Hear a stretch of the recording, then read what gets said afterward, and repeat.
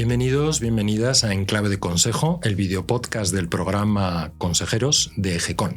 Soy José María Palomares y hoy me acompañan dos personas muy relevantes en el ámbito de la temática que vamos a tratar hoy. Están con nosotros Mariola Urrea, que es catedrática de Derecho Internacional y Unión Europea. Es además analista política y además participa en distintos consejos asesores. Bienvenida, Mariola. ¿Qué tal? Encantada de estar hoy aquí contigo. Gracias.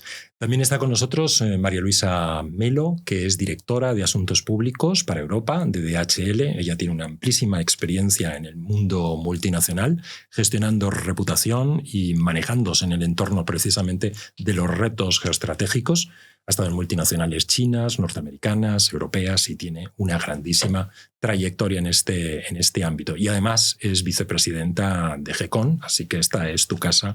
María Luisa, bienvenida. Muchísimas gracias, un placer estar hoy aquí con vosotros. Pues como os decíamos, vamos a hablar de geoestrategia. Es un tema del que, pues claro, no hay más que echar un vistazo a los medios de comunicación, a las redes sociales, a nuestros líderes políticos y a otros líderes políticos también de fuera de nuestras fronteras, para saber que este es un tema que nos ocupa y nos preocupa. Pero hoy vamos a intentar llevar esto al territorio de los consejos de administración y de otros órganos, ¿no? que habitualmente tenemos alrededor del mundo del gobierno corporativo. Y empezaría por ti, Mariola, haciéndote una pregunta muy directa. ¿Por qué es importante que tomemos en consideración el ámbito de la geoestrategia y de la geopolítica en el mundo particularmente del gobierno corporativo?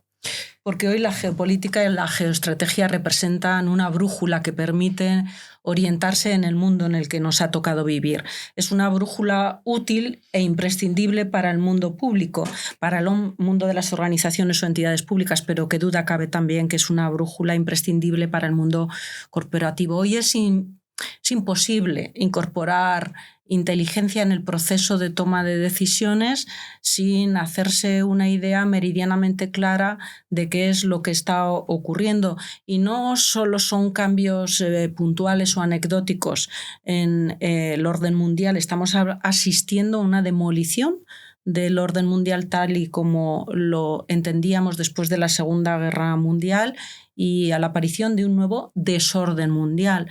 Estamos transicionando de tiempos de paz a tiempos de no paz.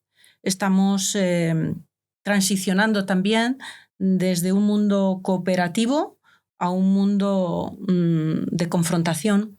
Estamos transicionando de un mundo donde existían unas reglas, un derecho que ordenaba la manera de relacionarse los estados y también las organizaciones en el mundo, a un nuevo mundo donde no hay reglas más allá del poder, de la fuerza, un elemento que invita a pensar en clave transaccional. Por lo tanto, estamos ante cambios de una naturaleza tan extraordinaria, cambios que podemos definir como estructurales, que ignorarlos pone en alto riesgo el proceso de toma de decisiones en el mundo corporativo y también en el campo de las entidades públicas. En este sentido, María Luisa, decíamos antes, ¿no?, que tienes una larga trayectoria en distintas multinacionales y en distintos ámbitos geográficos, pero siempre de impacto global, ¿no?, en multinacionales globales.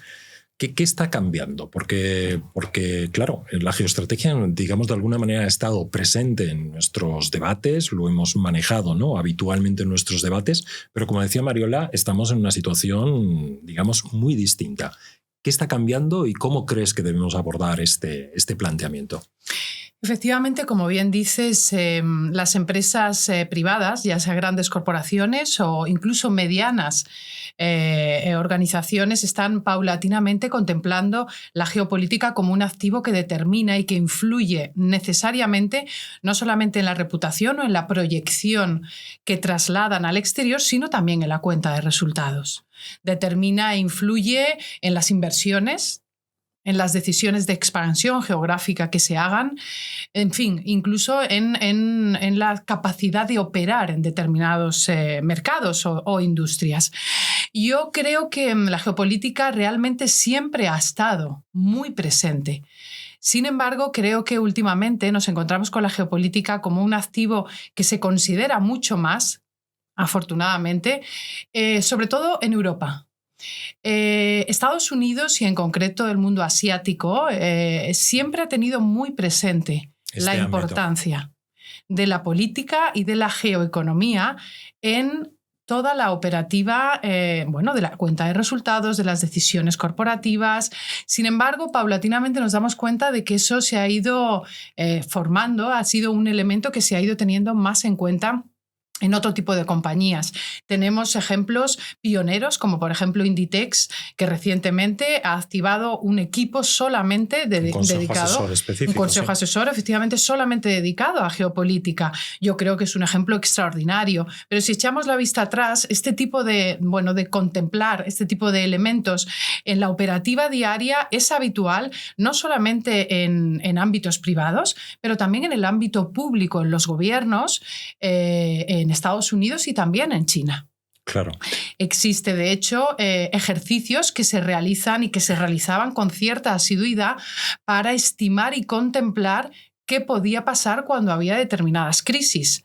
Algo que ha venido en los últimos 2 años y medio a empresas europeas y que se está activando, pero que yo creo que hay cosas que debemos de aprender de otros entornos más allá de Europa, más allá de Occidente, que tienen muy presente históricamente la importancia de este tipo incluso de flujos migratorios en el impacto en las compañías. Sí, claro, es verdad que siempre se ha tratado en el ámbito de la reputación, incluso de la gestión de crisis, ¿no? Pues establecer determinados escenarios posibles. La realidad es que la realidad habitual, ¿no? La actualidad nos va planteando escenarios que yo no estoy muy seguro pues que hubiéramos sido capaces, ¿no? de imaginar en algún momento. Y en esta paradoja, la que resulta que la geoestrategia toma más protagonismo en un momento de desorden, el desorden que nos comentaba Mariola, pues tenemos, claro, 2 retos, ¿no? Por una parte, cómo incorporamos este conocimiento, esta disciplina, no sé si diría este mindset, ¿no? Esta manera de pensar a los consejos de administración, y cómo nos aseguramos también que quienes aspiran a formar parte de estos órganos de gobierno tienen al menos, no digo ya el conocimiento para poder responder preguntas, pero sí al menos el criterio para poder hacerlas adecuadas. Mariola, ¿tú cómo ves esto? Mira, para mí hay un elemento que es clave, es pensar cómo incorporar la geopolítica o la geoestrategia en los consejos de administración o en los consejos asesores. Nos exige también un poco pensar fuera de la caja, es decir, no automáticamente tener esa reacción natural de ir a reclutar expertos en materia de geopolítica para sumarlos al Consejo de Administración, que por supuesto es una fórmula muy valiosa. O no solo pensar en los términos que apuntabas, María Luisa, cómo crear un consejo asesor en materia de geopolítica, que me parece que es un paso audaz y que hay que celebrar. No solo eso, yo creo que hay que llevarlo al orden del día del Consejo de Administración. No solo se trata de incorporar personas especialistas en la materia, que por supuesto, sino se trata también de dotar el contenido del Consejo de Administración, el orden del día del Consejo de Administración, la conversación habitual de los equipos directivos vertebrada en torno a lo que ocurre en el ámbito de la geopolítica y de la geoestrategia. Es decir, sembrar la geopolítica y la estrategia en toda la organización. Digo esto porque si no, hablamos de nichos. Y cuando hablamos de nichos, no tengo tan claro que eso alimente adecuadamente el caudal del proceso de toma de decisiones en la exigencia que requiere la situación de la que estamos hablando, que es un cambio estructural. No es que en un país concreto haya un deterioro de la democracia y eso ponga en cuestión el sistema judicial y, por lo tanto, si nuestro negocio está allí, comprometa las cláusulas de resolución de conflictos de nuestra organización. No estamos hablando de eso, estamos hablando de un impacto muy sustantivo, lo mencionabas en la cuenta de resultados, pero incluso en la capacidad de operar de una empresa en un lugar o en otro. Estamos hablando de tiempos de paz o tiempos de no paz, y eso cambia el modelo para operar en la empresa. Por lo tanto, creo que yo apostaría por audacia en lo que implica incorporar la geopolítica en los procesos de toma de decisiones de las organizaciones y, por tanto, tiene que estar presente no solo en los consejos de administración a través de personas especializadas, sino también en lo que es el orden del día, la conversación, la performance del órgano de gobierno y mucho más allá también.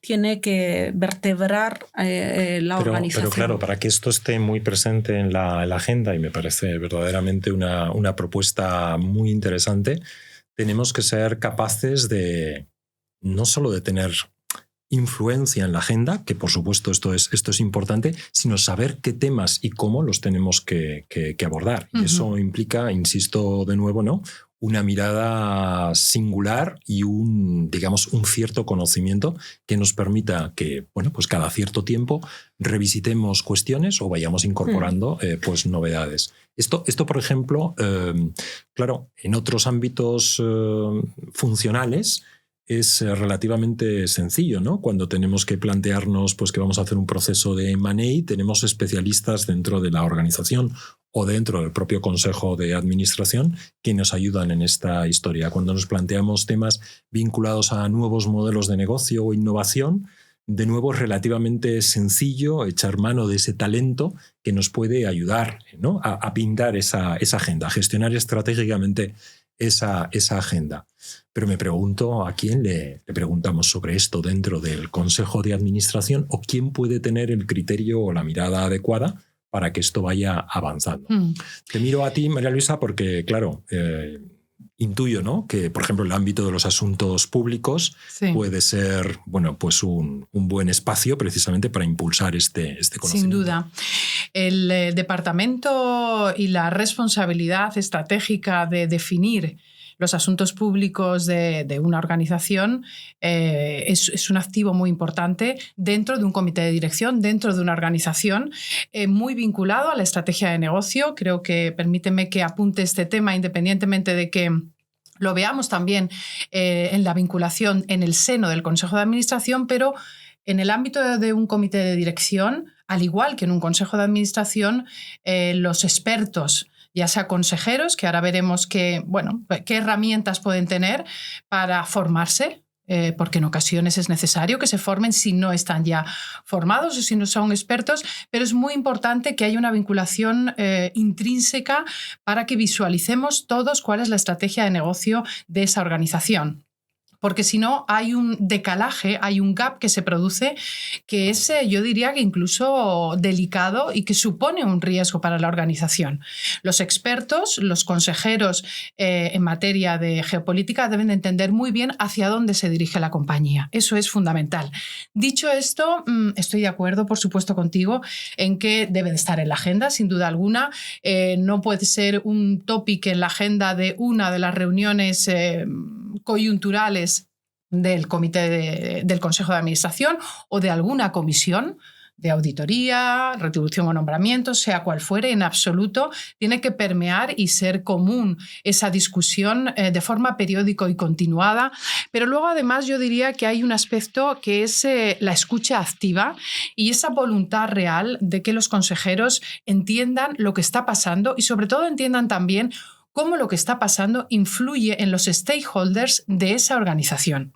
Hablamos de inversores, de accionistas, de empleados, de un entorno muy amplio. Por lo tanto, yo sí que creo que hay dos factores que son claves para que los consejeros y los consejos de administración paulatinamente estén más involucrados y más conscientes de la importancia de la geopolítica. En primer lugar, diría que la formación es muy importante. Por supuesto, hay que contar con expertos, con consejos asesores, sin duda alguna, pero también soy conocedora de que hay entornos y consejos de administración de compañías fundamentalmente anglosajonas en las que se imparten formaciones específicas a los consejeros de forma continuada y se simulan en ejercicios estratégicos escenarios para cómo abordar una crisis y cómo, en caso de que sea una crisis coyuntural, o por extensión también, tener un plan definido y cómo un consejero debe ser capaz y debe tener la accountability de dar un advisory acorde a la situación. Eso es un ejercicio de responsabilidad. Y yo creo que es interesante ver cómo en otros países sí que se están activando ese tipo de formación solamente dedicada a los consejeros. Fíjate, pero hablamos de formación ya específica para personas que están en el Consejo de Administración. Pero pensemos por un momento en esas personas que aspiran a llegar a los consejos de administración, que probablemente pues, han tenido una gran trayectoria directiva muy relevante, a veces, pues como es tu caso, María Luisa, pues en compañías multinacionales globales, pero que no siempre por su área de expertise o por pues el tipo de trabajo que ha desarrollado han estado especialmente expuestos a este ámbito. ¿Cómo nos podemos asegurar, Mariola, que como digo, lo decía antes, no tanto que tenemos la respuesta al contexto geopolítico, pero al menos somos capaces de hacer las preguntas y generar los retos necesarios en ese debate que tiene que producirse necesariamente en el Consejo de Administración? ¿Cómo podemos abordar esto desde esa perspectiva? Mira, hay un elemento yo creo que es importante diferenciar. Por un lado, que tienen que hacer los consejeros, que ya son consejeros, y en esto, pues qué duda cabe que van a tener que incorporar a su tarea de formación un nuevo área que es sin duda la geopolítica. Pero a mí me interesa mucho también quienes nos puedan estar escuchando y aspiren a optar a un puesto de consejero independiente en un consejo de administración o un consejo asesor, cuáles son las áreas que deberían de priorizar. Y desde luego la geopolítica es una de ellas. Durante muchos tiempos hemos estado invitando a quien aspiraba a tener una segunda carrera profesional en el ámbito de los consejos o a quien aspira a formar parte de ellos a especializarse en materia de sostenibilidad o en materia de IA, que obviamente son áreas que hay que seguir cultivando. Pero ahora, qué duda cabe que adquiere una prioridad, si se quiere, más sustantiva este campo de acción. Fíjate, perdona que te interrumpa, Mariola, has hablado de inteligencia artificial y de sostenibilidad que están absolutamente ligadas a la geopolítica, ¿no? Sin duda, en este momento. Directamente conectadas. Por lo tanto, el campo de la geopolítica, para aquellos que aspiran a formar parte de esos consejos, debe ser un área prioritaria en lo que es formación, documentación y demás. Pero a mí me parece muy importante también captar la atención y poner la responsabilidad en quien hace la matriz, que es la que permite luego el proceso de selección de sus consejeros. La matriz de competencias. Porque si no incorporamos en la matriz de competencias el grado de especialización en el ámbito de geopolítica, pues podemos tener un proceso de selección que no esté acorde con los riesgos y los desafíos a los que se enfrenta el mundo empresarial. Y lo que quiero decir, porque creo que no conviene no engañar a nadie, hombre, que una especialización en geopolítica no se hace ni con 2 cursos, ni se hace de la noche a la mañana. Y digo esto porque tampoco pretendo subrayar que solo de especialistas pueden nutrirse los consejos de administración, más los consejos asesores por su propia funcionalidad. Pero que duda cabe que contar con especialistas ya formados en la materia pues no solo nos ahorra tiempo y dinero, que son 2 activos muy relevantes para el mundo corporativo, sino que también creo que nos garantiza en un tiempo razonable contar con esas personas que tienen que formalizar en su performance en cualquiera de estos órganos esas preguntas adecuadas, porque efectivamente no se trata de tener siempre la respuesta adecuada, pero sí hacer la pregunta pertinente para que los órganos directivos de esa organización sepan dónde poner la atención.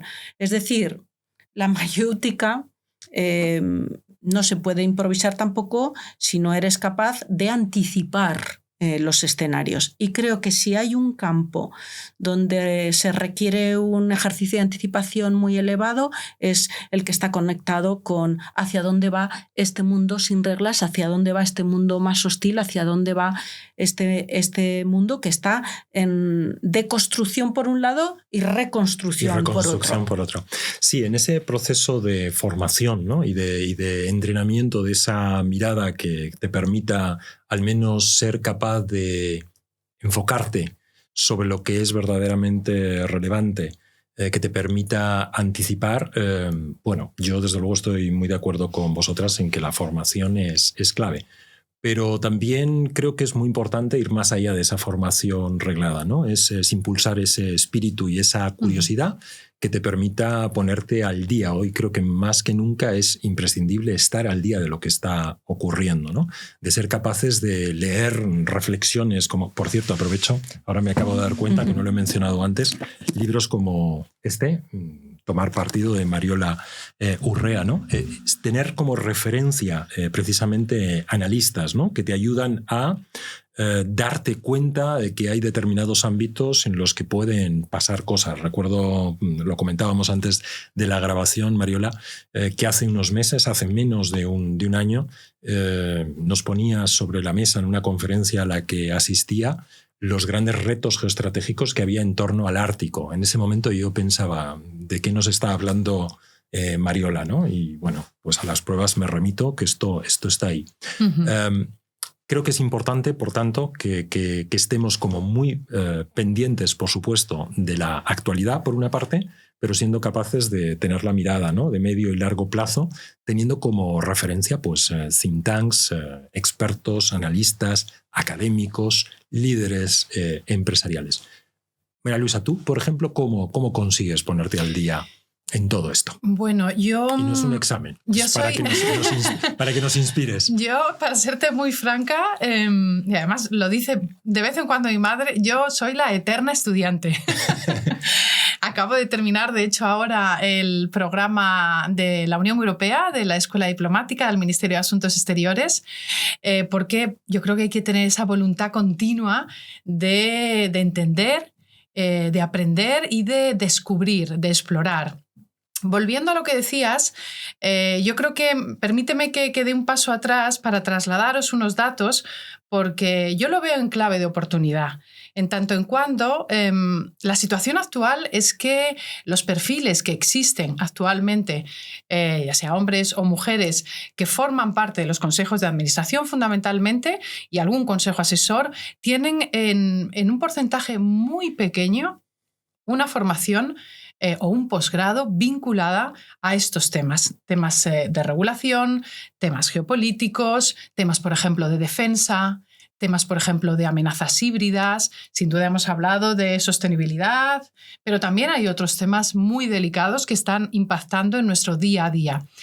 Entonces, hemos hecho precisamente en el seno de GECOM un estudio recientemente, hace un mes, conjuntamente con Atrevia, en el que recogíamos de forma muy interesante el tipo de formación de posgrado que tienen tanto hombres como mujeres que actualmente forman parte de los consejos de administración de las principales empresas españolas.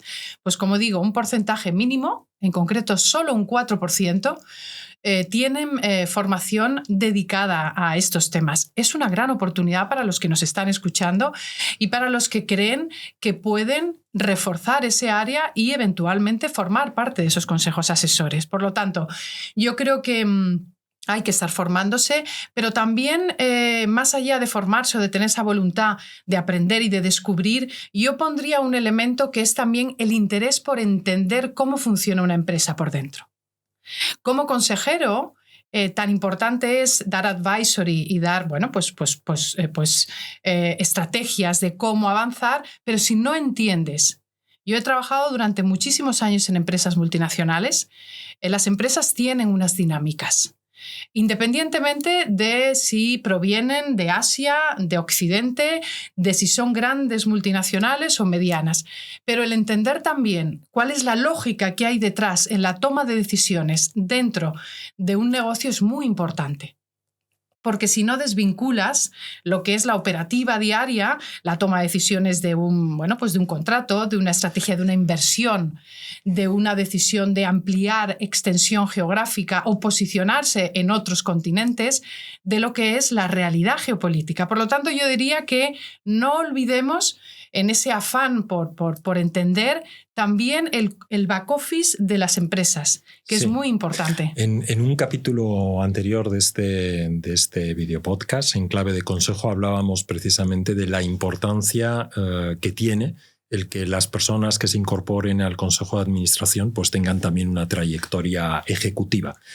Por tanto, tengo la impresión de que ese aspecto quizás es más fácil que ocurra, a pesar de que no siempre ocurre, y que donde está verdaderamente el reto, al menos así lo veo yo, está en ser capaces de encontrar esa capa alrededor de la geopolítica y de la geoestrategia que permita conectar esos dos mundos, ¿no?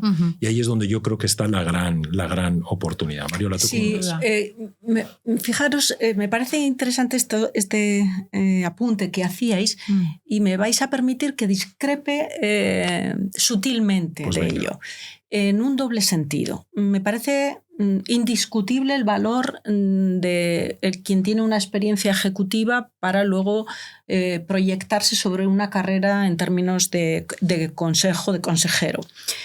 Ahí no hay debate, pero sí que creo que sería una pérdida de oportunidad no incorporar un talento donde no esté tan atrapado en la lógica empresarial, sino que esté incluso dispuesto a desafiar la lógica interna del funcionamiento de las empresas en un mundo sometido a una transformación tan profunda como la que nos está tocando ahora vivir. Y yo acabaría esta pequeña discrepancia sutil con vosotros con un titular del estilo de quienes aspiran a ser consejeros independientes o miembros de un consejo asesor tienen que hacer honor a la función que al menos teóricamente tiene asignada el consejero independiente, y es precisamente ser lo más independiente posible y, por tanto, estar dispuesto a dar un criterio que incluso incomode a la lógica cultural del proceso de toma de decisiones, incluso a la lógica de la empresa. Eso, que duda cabe, implica riesgos. Implica riesgos para el que lo asume, hasta el punto de que puede que te conviertas en una persona profundamente incómoda y eso te dificulte el acceso a esa función, pero creo que aporta una capa de valor que solo las empresas más audaces sin duda van a apreciar. Pero es que vale la pena también enfatizar la naturaleza de lo que representa ser un consejero independiente, que es hacer valer tu criterio independiente hasta el punto de situar la conversación, el debate en posiciones incómodas, porque solo desde ahí se aporta talento. Eso no quiere decir que tu posición vaya a ser la última que defina la decisión a adoptar, pero solo desafiando al menos permite introducir una capa de valor. Lógicamente enriquecer la toma de decisión. Estoy completamente de acuerdo, sin duda alguna. Ese ejercicio de audacia, efectivamente, también supone hacer challengear, ¿no? Como decimos habitualmente. Y ahí está el valor diferencial, claro, realmente del consejo. Pero bueno, yo creo que ese reto o ese retar, ¿no?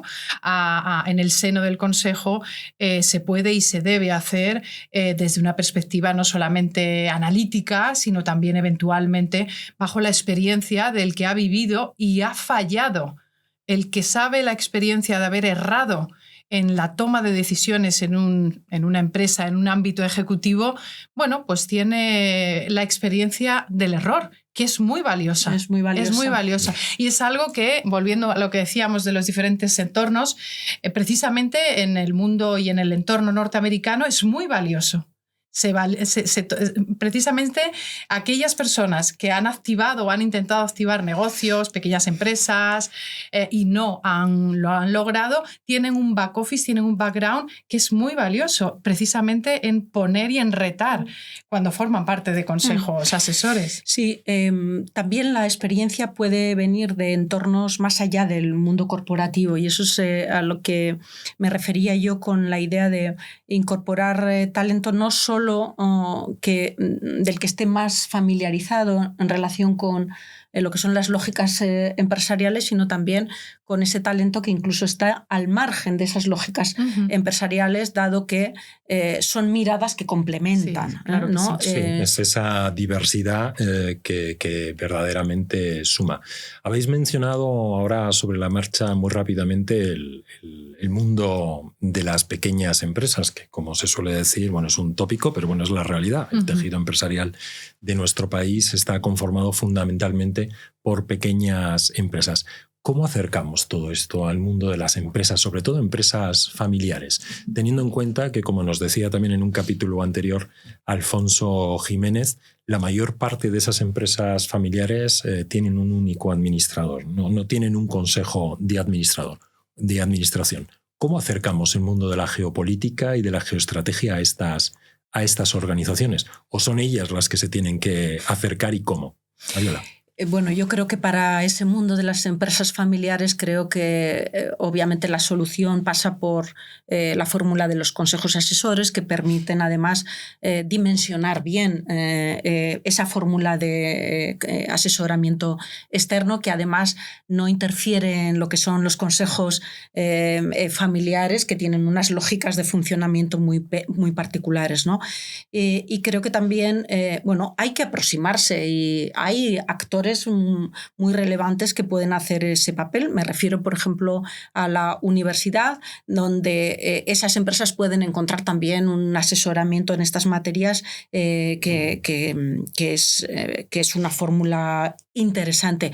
Pero también yo quiero apelar a otras organizaciones, como por ejemplo las cámaras de comercio, donde lo mismo que en ocasiones han estado dispuestas a organizar formación para sus asociados en clave de, volvemos a citar, la sostenibilidad o la digitalización o la internacionalización. Estamos perfecta. Porque claro, ha sido parte, digamos, del ADN precisamente de las cámaras de comercio. Efectivamente, pues qué duda cabe, ¿no? Creo que las cámaras de comercio tienen aquí una línea de trabajo que permita ofrecer a sus miembros ese asesoramiento, que es muy difícil de armar uno mismo cuando estamos hablando de empresas pues muy pequeñas en tamaño o con otras prioridades que quizá la geopolítica no sea una urgencia o no tengan los recursos pertinentes para hacerlo. O sea, que hay fórmulas. Sí, yo estoy completamente de acuerdo contigo, Mariola.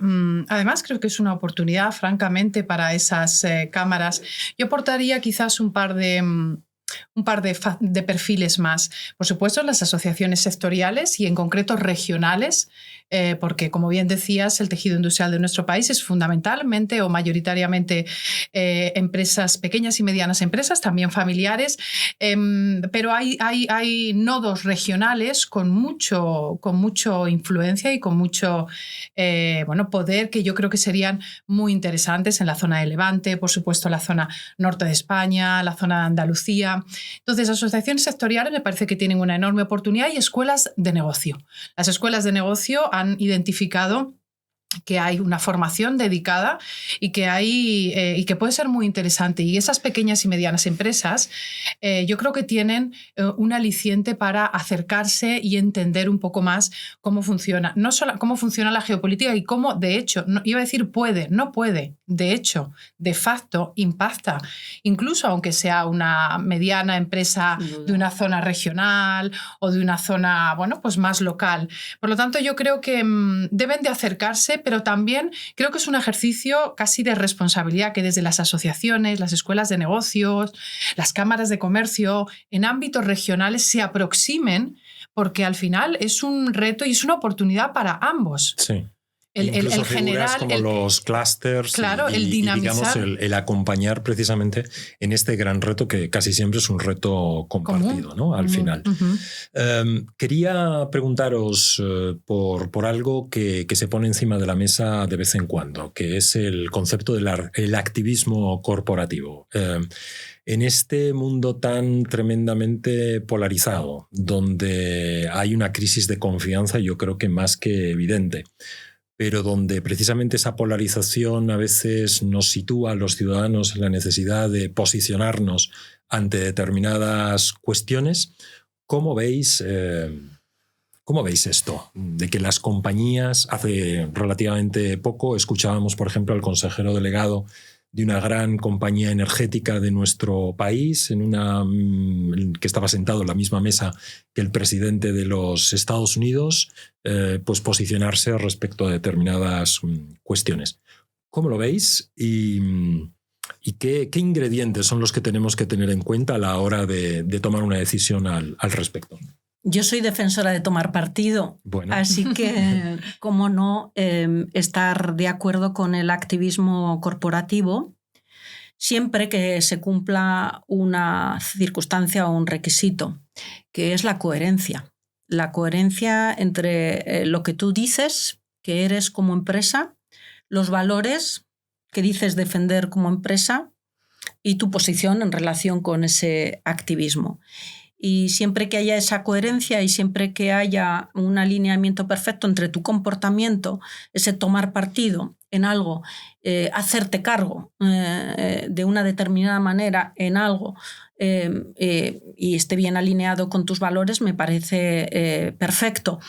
Lo contrario, estamos hablando de no activismo, si estamos hablando de impostura o estamos hablando de, de jugar un papel que pretende sacar ventaja de un comportamiento, pero que seguramente tus propios clientes o tus stakeholders identificarán claramente como una postura incoherente. Por lo tanto, sí al activismo siempre que haya coherencia, siempre que haya alineamiento con tus valores y desde luego hay que levantar el velo de aquellos que hacen del activismo una estrategia que es absolutamente incoherente. Y me parece interesante enfatizar la idea de los valores, porque ahora que hablamos de que las organizaciones, y no solo las personas, son las organizaciones también las que apuestan por los valores de acuerdo a un propósito determinado, es indispensable también que se haga ese esfuerzo de tomar partido. Citabas un ejemplo muy, muy interesante y efectivamente el cliente y el stakeholder valorará si hay una coherencia entre ese posicionamiento de estar sentado a esa mesa diciendo qué cosas en esa mesa y los valores que dices representar como responsable y líder de esa empresa. Claro. Coherencia y consistencia entre lo que dices y lo que haces, entre tus valores y tus comportamientos corporativos. Pero claro, esto tiene unos retos, ¿no? Desde el punto de vista, hablábamos antes de la reputación, pero a veces incluso desde el punto de vista del negocio. ¿Cómo lo ves tú? Bueno, yo estoy de acuerdo en que el activismo corporativo es un valor diferencial. Estoy de acuerdo en lo que comentabas, Mariola, y yo añadiría un elemento más que es clave, sin menoscabo de cómo ejecutarlo. El elemento es la autenticidad. Exacto. Por supuesto, hay que ser coherente y debemos de jamás infravalorar la percepción que tiene los que nos escuchan, los que nos ven, esos stakeholders, la sociedad civil en su conjunto, no solo los clientes. Jamás devaluemos o infravaloremos que tenemos que tener muy presente la importancia de quienes nos están escuchando y que perciben absolutamente y detectan absolutamente cuando no hay un alineamiento, cuando no hay una coherencia, como bien decías. Por lo tanto, la autenticidad es fundamental, pero permíteme que vaya a la parte táctica, ¿no? Que es un poco la parte más en la que es mi experiencia.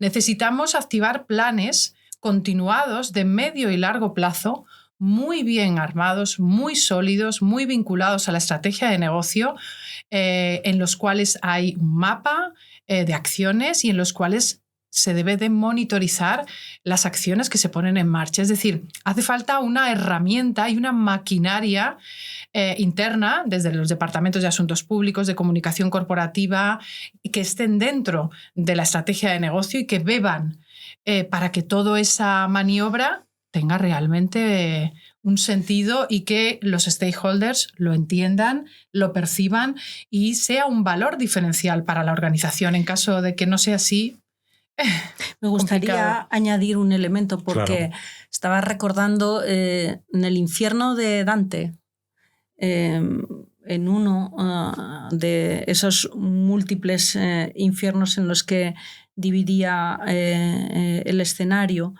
están aquellos que no tomaban posición, los indiferentes. Esto sirve para las personas, pero en cambios tan estructurales como los que estamos analizando y nos ofrece la geopolítica, esa indiferencia va a ser un área de acción que también le va a resultar cara a las organizaciones privadas, al mundo corporativo. Sino hoy en el medio plazo. En el medio plazo, sí. Porque, como decía muy bien María Luisa, al final el público no perdona, es decir, la evaluación de la coherencia y la consistencia va a estar ahí, a lo mejor no hoy, pero sí mañana, a lo mejor no esta semana, pero sí la próxima semana.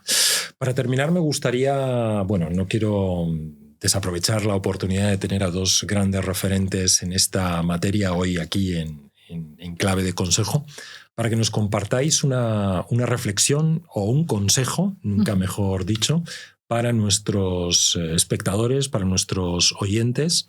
Pensemos en esa persona que quiere, formar parte, llegar, ¿no?, al ámbito del gobierno corporativo, a los consejos de administración, y que quiere, digamos, de alguna manera estar seguro o estar segura de que tiene al menos unas pequeñas competencias alrededor del mundo de la geoestrategia, que es capaz de formular esas preguntas. ¿Qué tenemos que decirlo? Empiezo contigo, María Luisa. ¿Qué le recomendarías? Pues mira, para dar una recomendación, yo, como creo que todos vosotros, creo que debemos echar la vista atrás en experiencias que hemos tenido. Yo voy a contaros una experiencia que me ha ayudado y que ha sido clave para entender cómo aportar en un consejo de administración. El sentir casi esa vibración de una ola de crisis, cuando llega una crisis y tú estás en un departamento, estás dirigiendo la imagen y la reputación de una organización, sea cual fuere, yo recuerdo perfectamente sentir esa vibración, metafóricamente casi hablando. Físicamente, ¿no? Casi físicamente. Te faltaba poco para notarla físicamente. Esa sensación, cuando tienes esa sensación, pero tienes un plan definido, una estrategia, se aborda esa sensación con una calma que es vital para dar consejos. En situaciones de crisis y de estrés es donde se refleja la personalidad de cada uno de nosotros. No puedo estar más de acuerdo. Y es en estas situaciones en las que sale nuestro verdadero yo. Esa serenidad, que te da el tener las cosas preparadas y tener el recorrido y el criterio para poderlo abordar. Así es. Entonces, yo como consejo daría sin duda alguna la calma de la preparación, la calma de la formación, la tranquilidad de que muchas veces en situaciones de máximo estrés lo que hace falta es decir, vamos a verlo, vamos a analizarlo, vamos a tratarlo. Porque, son situaciones complicadas. Por lo tanto, en cuanto al consejo, yo diría calma, formación continuada, pero no como un extra, sino casi como algo que forma parte de tu día a día. De tu cotidianidad. Estupendo. Gracias, María Luisa. Mariola. Mira, yo me voy a poner en ese momento de muchos que nos pueden estar escuchando de todavía no soy consejero o consejera, pero me gustaría serlo. Y entonces yo voy a apelar a dos circunstancias, dos elementos que creo que hay que tener claro. Una es la determinación.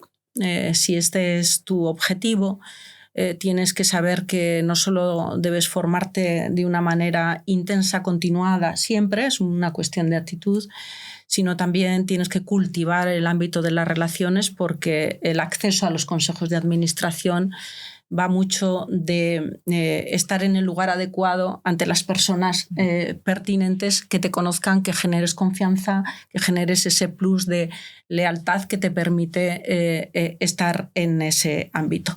Pero además de esa determinación para la formación y para cultivar el campo de las relaciones pertinentes, que te exponga al lugar, en el lugar adecuado donde se produce el proceso de decisión, creo que hay que invitar también a las personas que quieren ser consejeros a cultivar el desapego al cargo de consejero, porque solo desde ese desapego puedes realizar bien tu función de consejero independiente.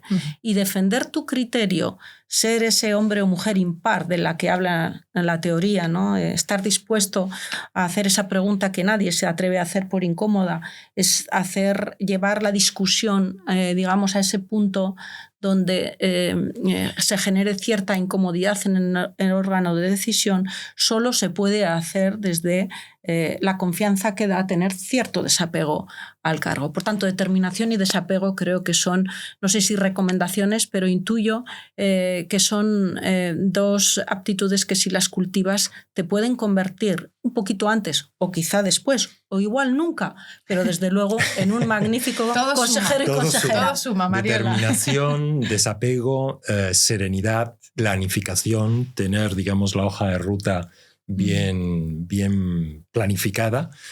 Yo añadiría y les recomendaría desde luego a nuestros oyentes y a nuestros espectadores, pues además tener en vuestro radar a referentes en la materia, pues como María Luisa Melo y como Mariola Urrea, en redes sociales, en LinkedIn o, lógicamente, en el caso, por ejemplo, de Mariola, pues escuchándola y leyendo sus interesantes tribunas o sus publicaciones, sus libros, pues con frecuencia. Yo creo que esta también puede ser una manera, lógicamente, de seguir estando al día y un buen consejo con el que terminamos este capítulo de hoy.